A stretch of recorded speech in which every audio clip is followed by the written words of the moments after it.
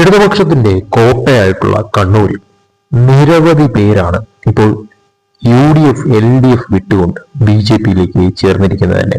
ഇരട്ടിയിലാണ് ഇപ്പോൾ നിരവധി പേർ ഇപ്പോൾ BJPയിൽ എത്തിയിരിക്കുന്നത് തന്നെ. കേരളത്തിലുടനീളം നോക്കുകയാണെങ്കിൽ തന്നെയും ഈ കഴിഞ്ഞ 2024 പാർലമെന്റ് തെരഞ്ഞെടുപ്പിന് ശേഷം ഉണ്ടായിരിക്കുന്ന ഒരു മാറ്റം എന്ന് പറയുന്നത്, അതായത് ഇരു പാർട്ടികളും വിട്ടുകൊണ്ട്, ഇടതുപക്ഷമായാലും വലതുപക്ഷമായാലും വിട്ടുകൊണ്ട് BJPയിലേക്ക് ചേരുന്നവരുടെ എണ്ണത്തിൽ ഉണ്ടാകുന്ന വർധനവെന്ന് പറയുന്നത് അത് ചെറുതല്ല.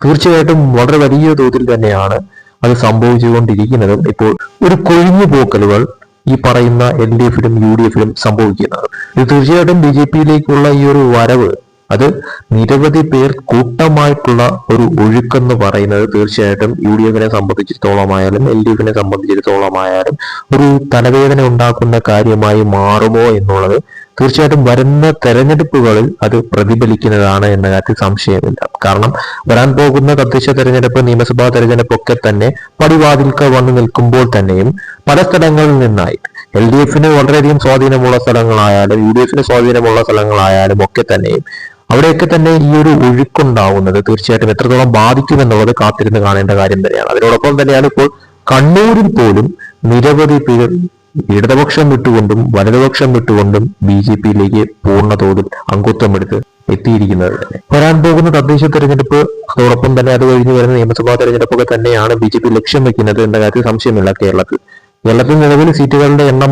വർദ്ധിപ്പിക്കുക, അതായത് വരുന്ന നിയമസഭാ തെരഞ്ഞെടുപ്പിലായാലും വരുന്ന തദ്ദേശ തെരഞ്ഞെടുപ്പിലായാലും കോർപ്പറേഷനുകൾ പിടിക്കുക, അതുപോലെ തന്നെ MLA സീറ്റുകൾ പരമാവധി നേടിയെടുക്കാൻ നോക്കുക, ഒരു വളരെ വലിയ തോതിലുള്ള ശക്തിയായി കേരളത്തിൽ മാറുക എന്നുള്ള ലക്ഷ്യം തന്നെയാണ് വരുന്ന തെരഞ്ഞെടുപ്പുകളിൽ BJP ലക്ഷ്യം വയ്ക്കുന്നത് എന്ന് പറയുന്നത്.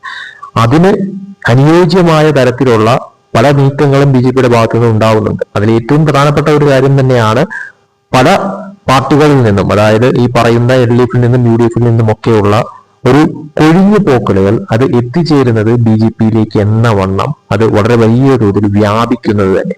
ഇതിന്റെ എല്ലാം റിസൾട്ട് ഇനി വരുന്ന തെരഞ്ഞെടുപ്പുകളിൽ ഏത് തരത്തിൽ BJPക്ക് അനുകൂല ഘടകമാകുമോ, അതല്ല അത് UDFിനും LDFിനും പ്രതികൂല ഘടകമായി മാറുമോ എന്നൊക്കെ തീർച്ചയായിട്ടും കാത്തിരുന്ന് കാണേണ്ട കാര്യം തന്നെയാണ്.